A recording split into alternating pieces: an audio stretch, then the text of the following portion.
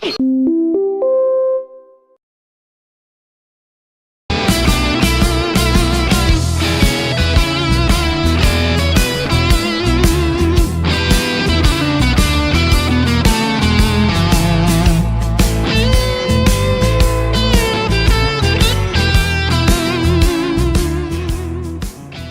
morning, ladies and gentlemen. You're listening to Right Side Up. My name is Mike Taglavia. Before we get into discussion, just curious, how was your weekend? Weather was not so great, but still, there's none of that, those white flaky things coming down too much, although I did wake up one morning to a little bit of it. But the rain came back, and we do need the rain.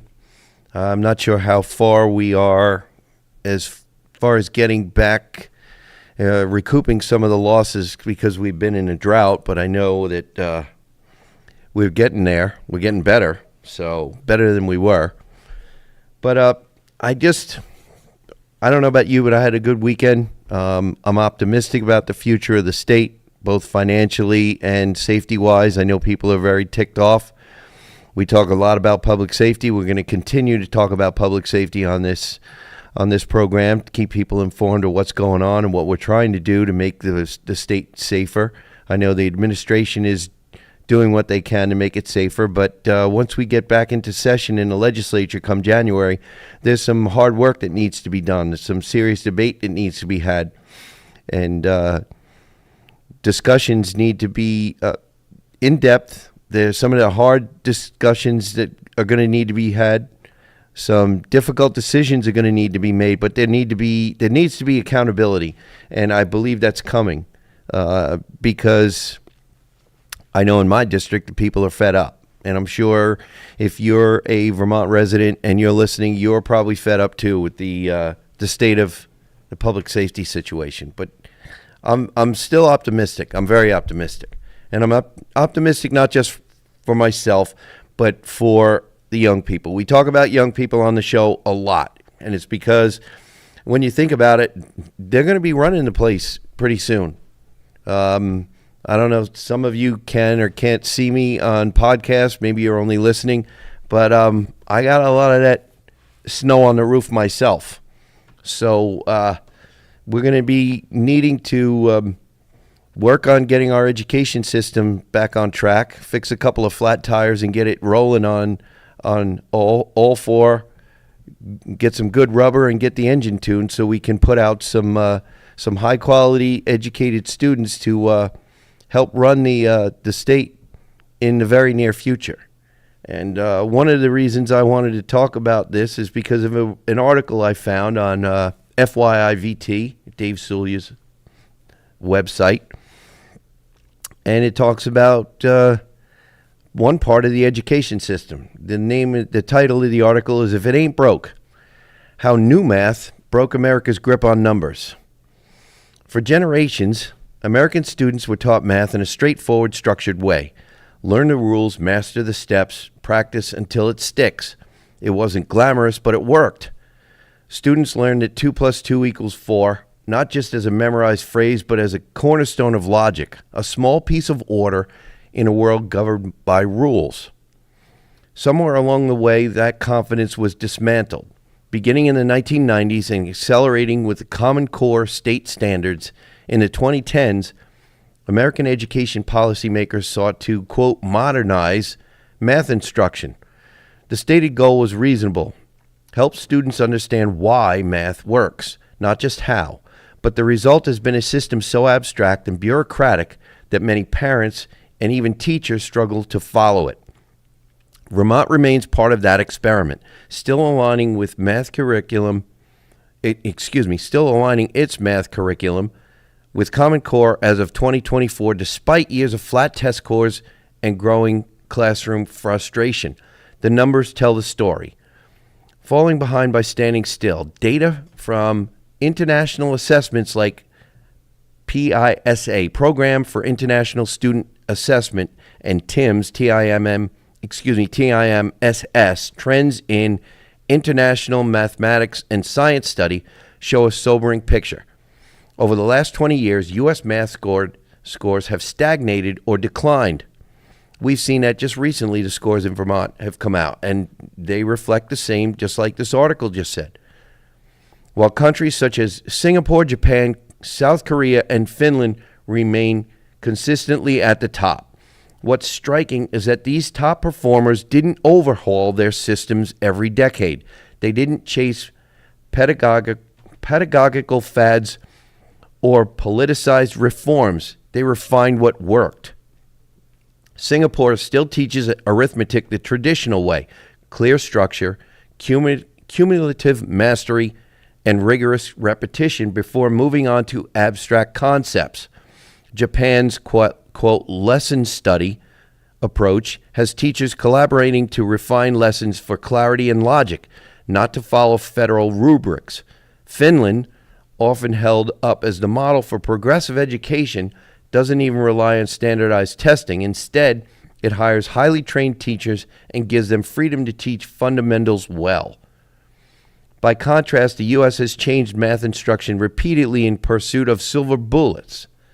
New math, everyday math, Common Core, and a revolving door of reforms that emphasize process over performance. The logic of confusion. Common Core math, in particular, aimed to promote number sense. The idea that students should deeply understand numbers instead of memorizing procedures. It sounds good on paper. In practice, it buried simple arithmetic under layers of over-explanation and jargon. And it shows a little example. Let's see. Students were told to decompose numbers and make tens. And it shows a little arithmetic equation that I won't read through here, but it says the question is mathematically sound? Sure. Necessary for a third grader? Not really. Parents quickly found themselves reteaching math at home because they couldn't follow the new methods. The emphasis on showing your work in a prescribed way often meant that quick, correct answers earned lower grades than long, convoluted ones. This sounds like somebody was trying to teach calculus to a 3-year-old. Students who thought efficiently, that was my own acknowledgement there, ladies and gentlemen. Students who thought efficiently were penalized for not thinking creatively enough. It's no surprise that frustration grew. The old system, learn the basics, apply them confidently, had produced decades of competent engineers, scientists, accountants, and builders. The new one produced anxiety, resentment, and confusion. Let's see. The deeper problem isn't just the method. It's the mindset behind it. For decades, American education theory has been influenced by constructivism, the belief that knowledge isn't transmitted but individually constructed by each learner. In math, that means the focus shifts from accuracy to process. A wrong answer is tolerated if the reasoning is valid. Maybe that's why we've got so much trouble in government, ladies and gentlemen. Even if your reasoning is valid, at the end of the day, if your solution doesn't work, it should be scrapped, not refigured in another way that's not going to work. Let's see, back to the article here. But math doesn't bend that way. 2 plus 2 doesn't equal 5 because the student tried their best. It equals 4, period. And every working system of logic, from algebra to engineering, depends on that consistency. By turning math into a form of personal expression, Common Core and similar reforms blurred the line between understanding math and feeling good about math. I just have to break from this. Can you imagine an engineer feeling good about the math that he did while watching the building he engineered fall down? This is, holy cow. The result, students who can talk about how they thought through a problem but can't reliably solve one. The bureaucratic trap. Here we go. Much of this confusion stems from how Common Core was implemented. The standards themselves were developed by committees and testing organizations, not by the nation's best mathematicians or classroom teachers. Publishers rushed to create aligned textbooks and software, often filled with convoluted diagrams and step-by-step scripts that teachers were required to follow. Instead of empowering teachers to teach math well, Common Core standardized mediocrity. The people who were supposed to gain freedom, students and educators, lost it to rigid checklists and testing rubrics. Meanwhile, test results flatlined and morale plummeted. The irony is that America once led the world in producing engineers, inventors, and scientists without any of these modern frameworks. The system wasn't perfect, but it worked. It produced people who could do math, not just talk about how they feel about it. Other countries didn't catch up because they invented new math. They caught up or passed us because we started fixing what wasn't broke. The difference comes down to philosophy. They teach math as math, structured, logical, hierarchical. We teach math as therapy, exploratory, subjective, endlessly reimagined. Until American education returns to the basics, mastery before theory, clarity before creativity, we'll keep churning out students who can't balance a checkbook but can write a paragraph about why that's okay. Math isn't a cultural construct or a political tool. It's a language for describing reality, one that doesn't care about ideology, self-esteem, or bureaucratic fashion. And when a nation loses fluency in that language, it loses something fundamental. Its ability to build, to reason, and to trust in the ability of truth itself. Maybe it's time to stop reinventing the wheel and start teaching kids how to count again, at least in Vermont. Well, I have to tell you, I couldn't agree more. Like I said, maybe that's why we found ourselves looking to visa programs to import people, give people visas who had engineering degrees, because we can't produce our own thanks to the new math that we have. That to me doesn't make sense, ladies and gentlemen. We have students who are sitting in classrooms and they want to learn.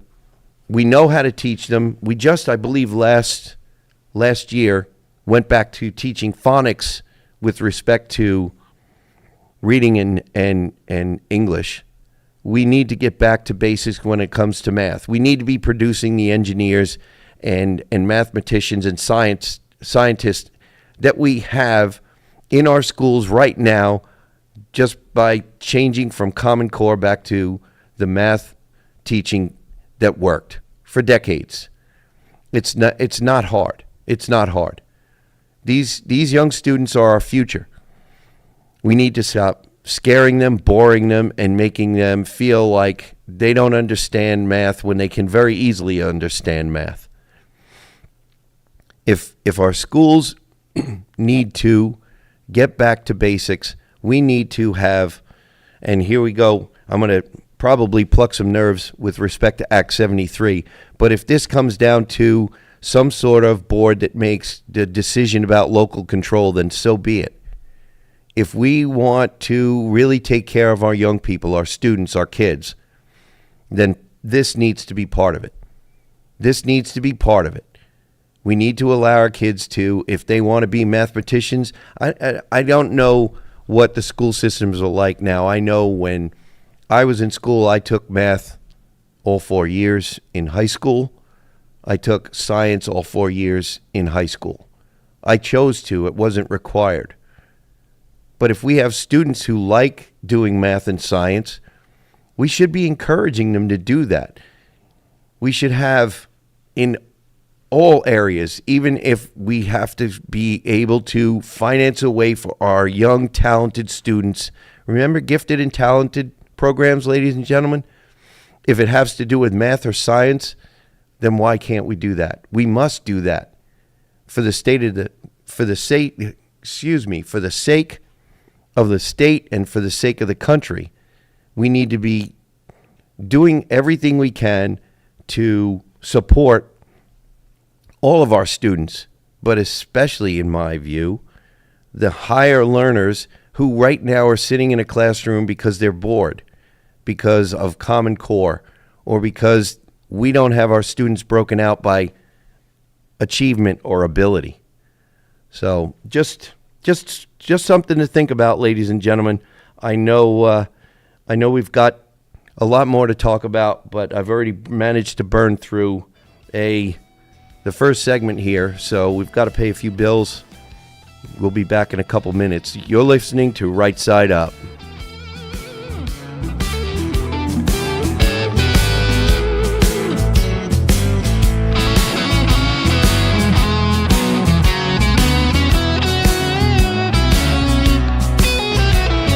Change your oil the Vermont way. At Vermont Quick Lube in Barrie, you don't need an appointment, you don't need to wait around, and you don't even need to get out of your car. Unlike the competition, we use a pit system, so you stay cozy inside your vehicle while our technicians work efficiently underneath. We'll have you back on the road in 15 minutes. Every oil change includes oil and filter replacement, vital fluid top-offs, tire pressure check, wiper and light check, and an air filter inspection. And those checks aren't just for show. We can replace your wipers, fix your lights, and install a new air filter while you wait. We offer both full synthetic and conventional oil options, and our technicians will help you choose what's best for your vehicle. But wait, we're more than oil changes. Vermont Quick Lube is your complete automotive service center. We offer Vermont state inspections, brake and suspension service, tire changeovers and rotations, cooling system maintenance and flushes, belts and hoses, tune-ups, exhaust work, and diagnostics. Skip the waiting room. Drive in and let Vermont Quick Lube take care of you and your vehicle. Vermont Quick Lube. Quality, quick, and convenient service. Visit us at 679 South Barrie Road, online at vermontlube.com, or call us at 802-476-7571.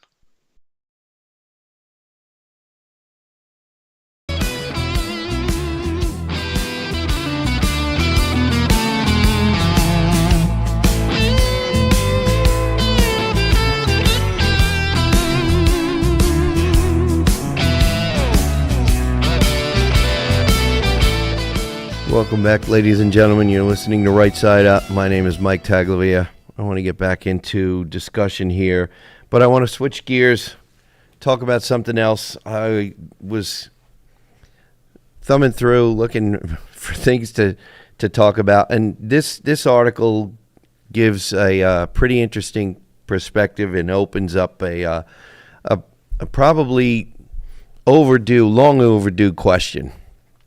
And it's about our DMV, ladies and gentlemen.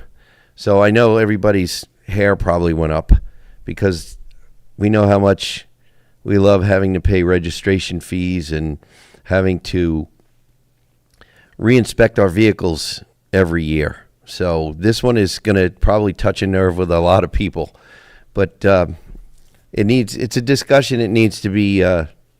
It's a debate that needs to be had, and not just across the dinner table up in Montpelier as well. So this one is also from FYIVT. It's let's see, the article is, it's time to ditch Vermont's annual DMV subscriptions. Every year, Vermonters line up, log in, or mail off a renewal fee to the state just to keep driving the same car they already own. The privilege of owning your own property now functions like a subscription service, except unlike Netflix, if you miss a payment, you can get fined or criminally charged. It's time to scrap the subscription model and replace it with something sane, a lifetime vehicle registration and a lifetime driver's license. I'm liking this one a lot. Pay a reasonable one-time fee, prove you're qualified, and be done with it. No more annual paperwork, no more penalties for forgetting, and no more bureaucratic rent collection disguised as public safety. Let's see. A fairer deal for the driver. Here's the simple math. Register your vehicle once, Pay a one-time $100 fee, and you're set. Excuse me. The state gets compensated for record keeping, plate issuance, and system maintenance. After that, the only time the DMV hears from that vehicle again is when ownership changes hands or the car goes to the scrap yard. That's it. No annual renewal, no second, third, or 10th processing fee. You sell it, the title transfers, you junk it, the record closes, end of transaction. This sounds just so simple that I'm sure in Montpelier they will just lose their hair over it. Let's see. The idea isn't radical, it's logical. A car registration isn't a subscription, it's a record of ownership. The administrative cost of maintaining that record doesn't magically reappear every 12 months. The only reason it's recurring is because the system was designed that way decades ago, and the state got accustomed to the revenue stream. More like addicted, I would say, than what the author says. Not accustomed. Let's see. Follow the money. If in Vermont, the DMV collects over $100 million a year in vehicle registration and licensing fees. The department's own budget runs around $45 million, less than half of what it brings in. The rest gets funneled into the state's transportation fund, which supports road and bridge maintenance.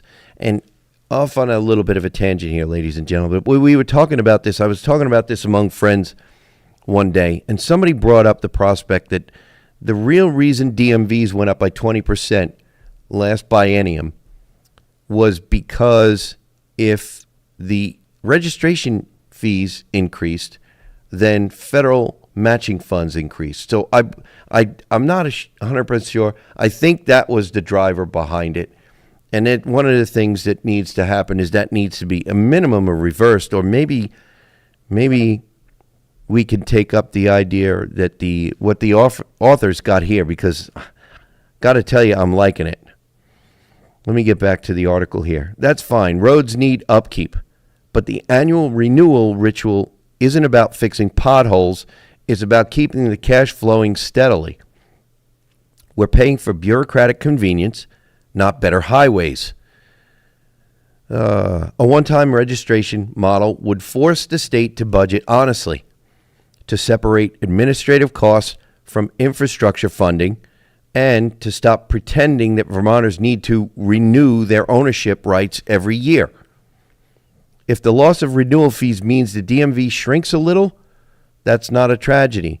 That's government trimming back to its actual purpose. A smarter license system. Let's see. The same logic applies to driver licensing. Once you've proven you can operate a vehicle safely, why should you have to relicense every 4 or 8 years? In most cases, you don't suddenly forget how to drive between birthdays. A lifetime license would make sense. Pay $100, take your road test, and you're done. Unless you lose your license through suspension or revocation, you choose to update your photo or information, a small $15 to $20 reissue fee, or you reach 70, at which point a driver should start some sort of regular medical research recertifications. Sounds reasonable, doesn't it? That model already works elsewhere. Arizona uses one of the longest license validity periods in the United States. A driver's license issued before age 65 remains valid until the driver turns 65. After that, renewal is required only every 5 years with a simple vision test. The system trusts competent adults to drive until there's a clear reason not to. How could this be carried out? Simple. Put it online or into a handful of kiosks around the state. A streamlined digital system could handle nearly everything: initial registration, ownership transfers, license applications, and updates, without anyone standing in line or mailing paperwork. You register your vehicle once or get your lifetime license through a secure web portal or kiosk.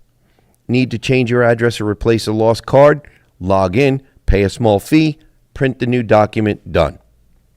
A few kiosks in town offices or post offices could cover the rest. Each would be connected to the DMV database, print plates or licenses on the spot, and automatically log transactions. For most Vermonters, the entire DMV experience would take minutes, not hours or days. It would save citizens time, save the state money, and finally drag the system into the 21st century. Ownership, not rentership.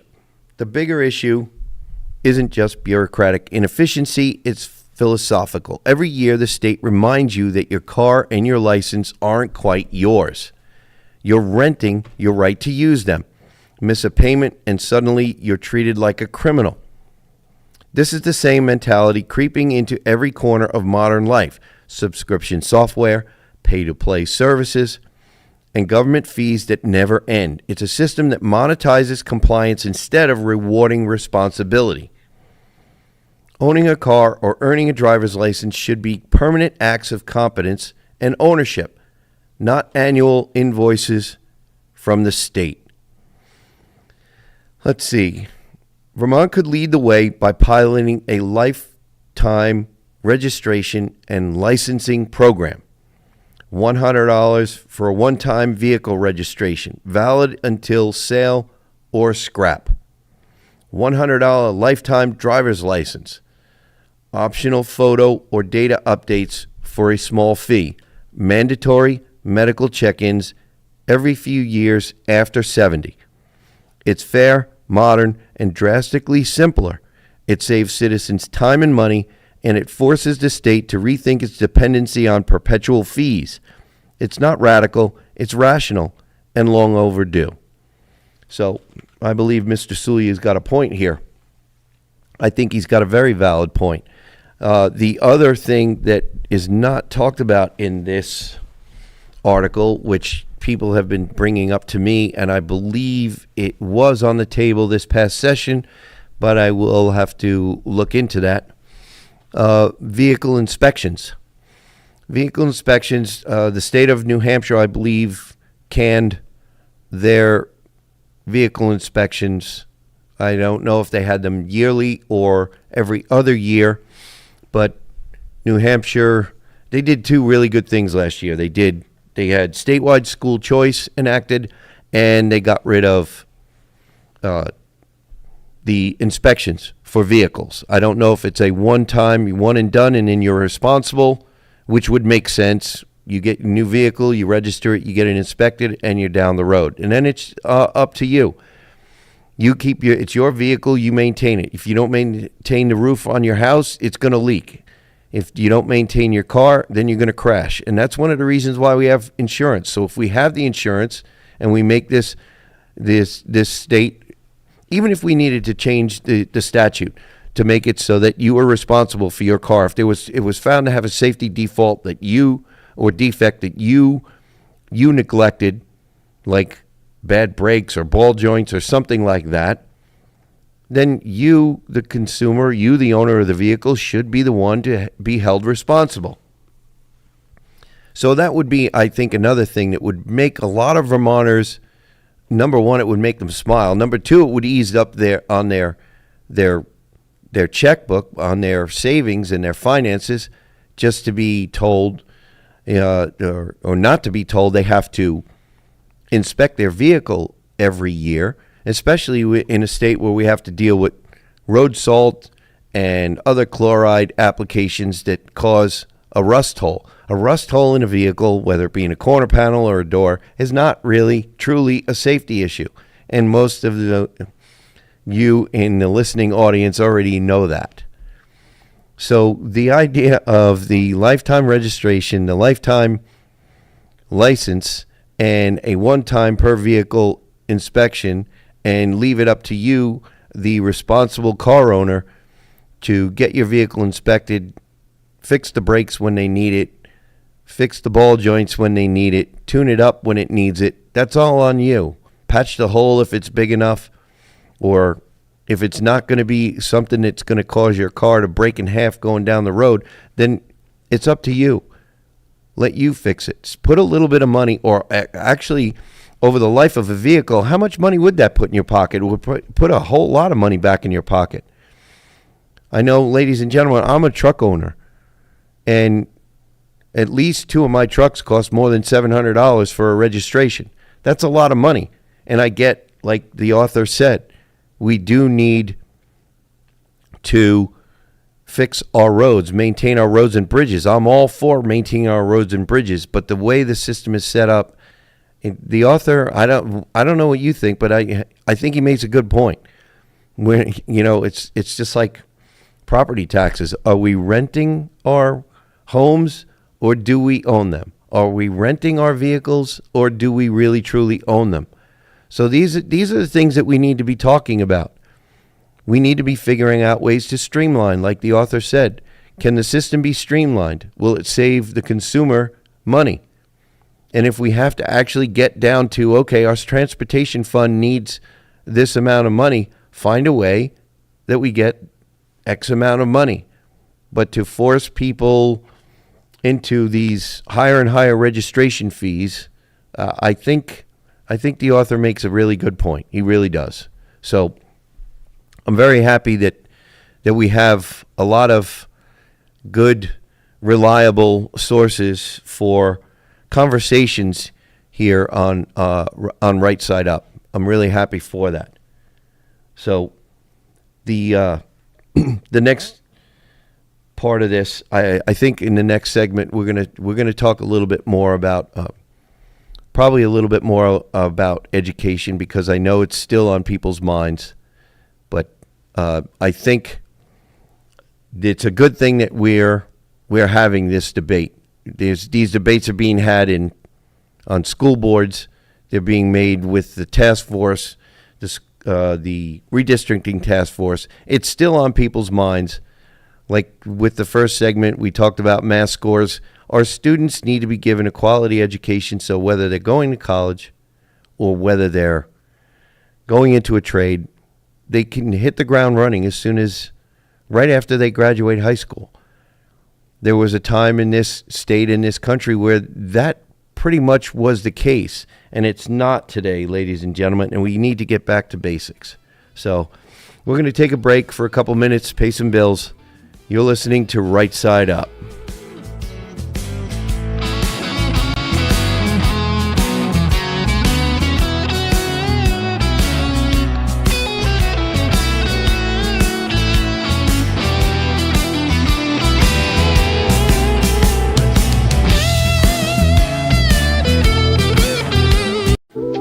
From your logo to your look, Yipes brings your brand to life. Need custom shirts, eye-catching signs, or full-color vehicle graphics? The crew at Yipes have you covered with screen printing, embroidery, full vehicle wraps, and all your custom designs that make your logo stand out anywhere. And when it's time to take care of your ride, Yipes, Berry & Bevan & Sons is your go-to for remote car starters, spray-on bed liners, auto accessories, and general maintenance that keep your car fine-tuned and looking sharp. Yipes, Berry & Bevan & Sons. Local, creative, and ready to serve. Visit us at 439 North Main Street or give us a call at 802-479-0055.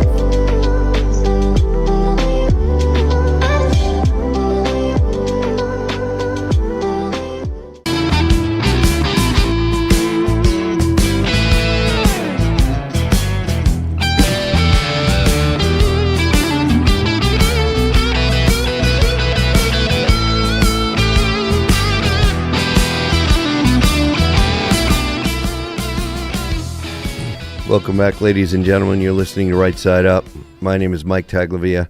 I want to, before we get back into any discussion, I just want to remind all of our listeners, if for some reason you cannot listen to us on WNTK radio, you can go to WNTK.com on the internet, find the podcast button, click on it, and you can listen to any number of our shows.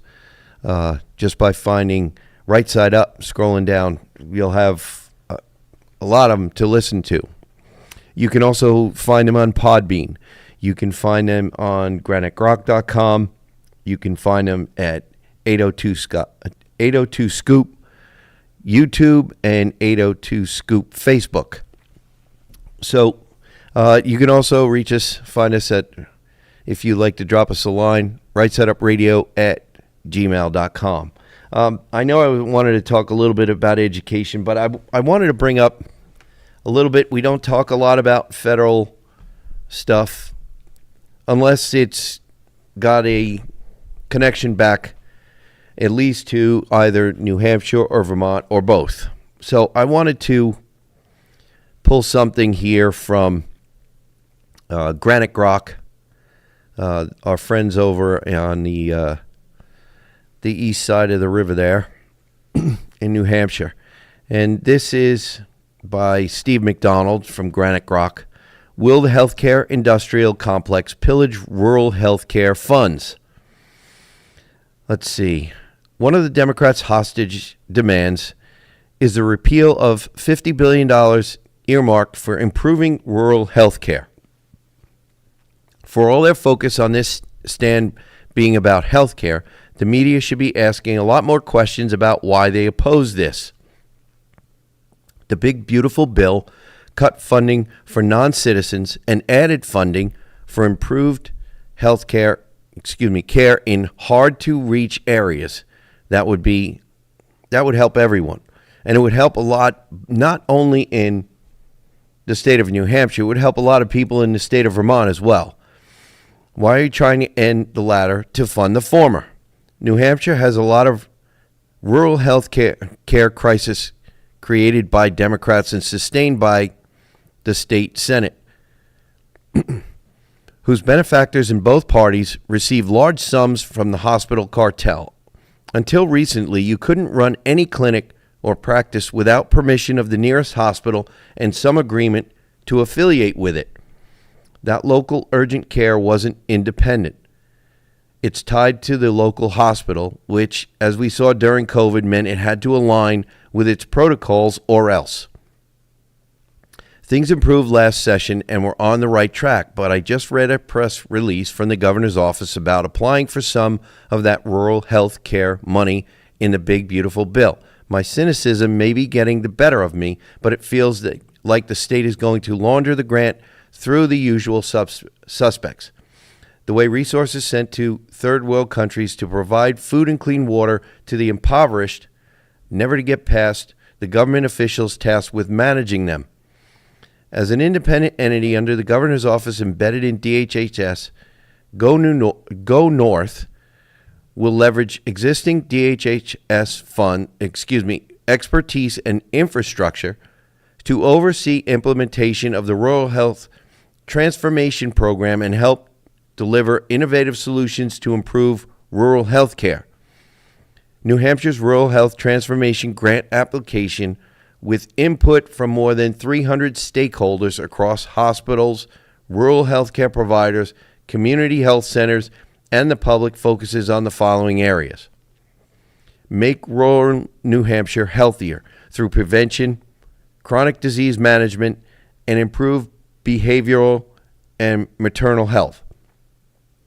Ensure sustainable access to care by strengthening rural hospitals, health centers, EMS, and telehealth services.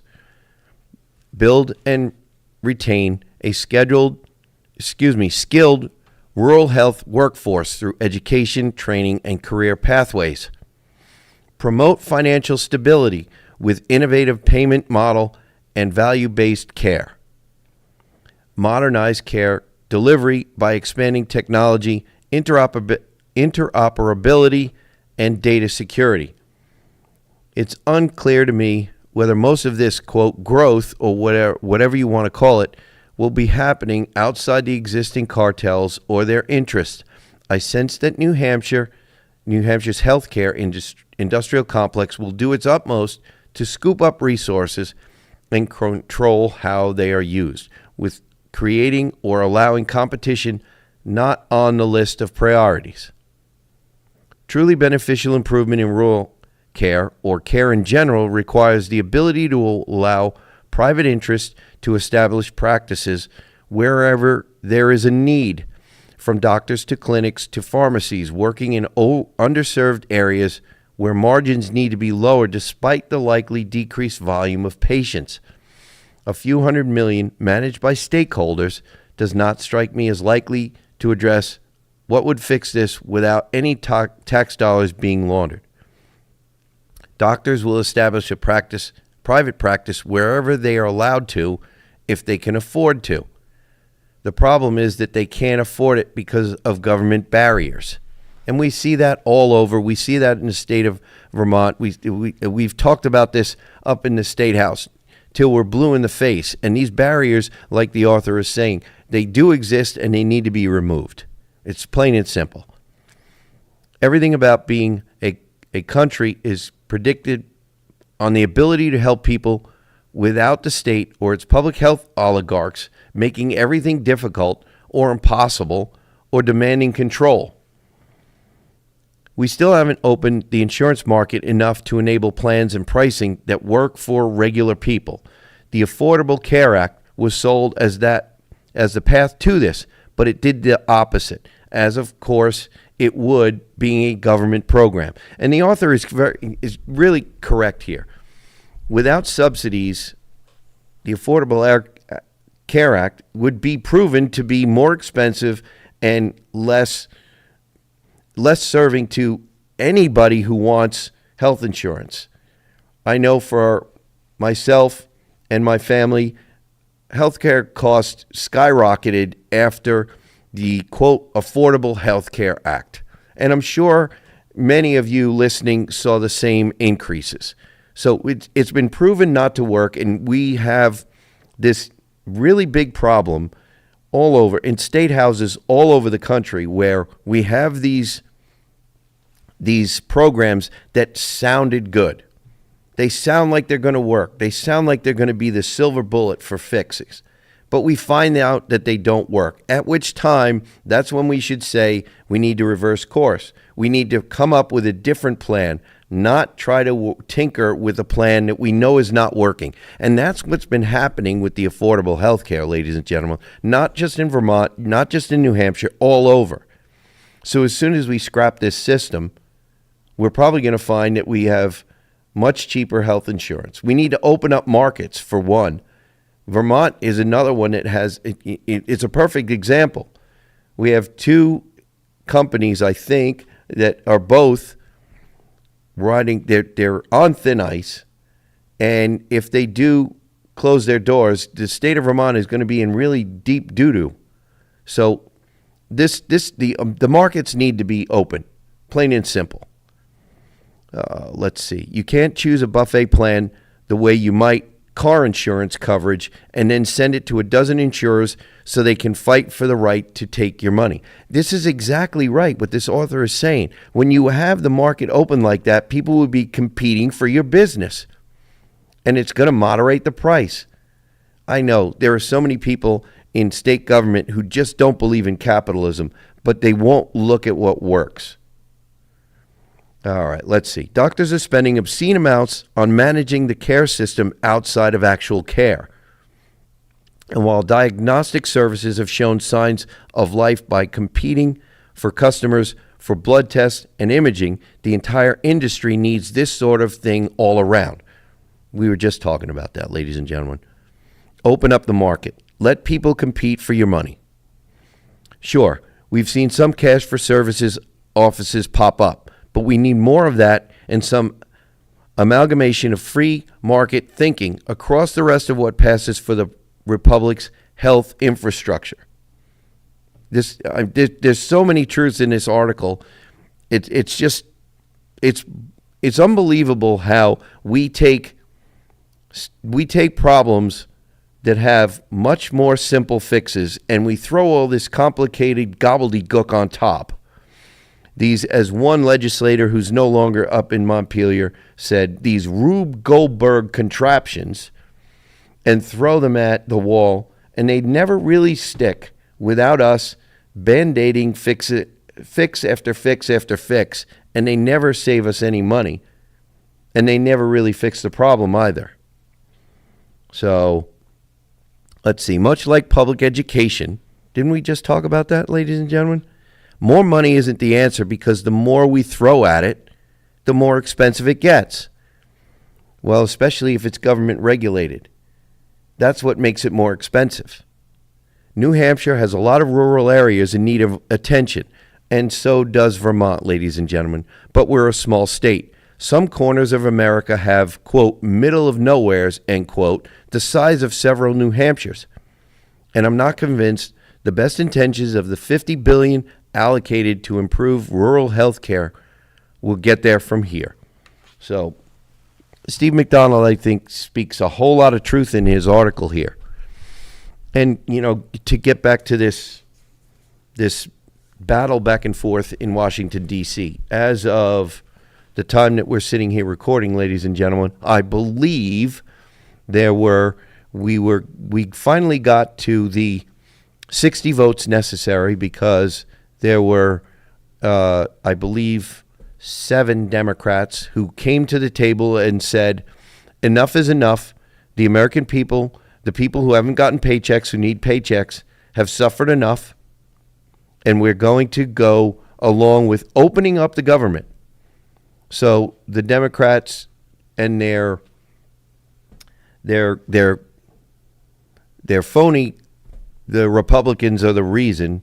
Finally, 7 of them, I believe it was, came to the table and decided that they were going to go for it. And I don't think either of our senators from the state of Vermont voted to open the governor. I'm fairly certain that Peter Welch, one of our senators, did not vote with Republicans to finally get the government, the D.C. government, back open.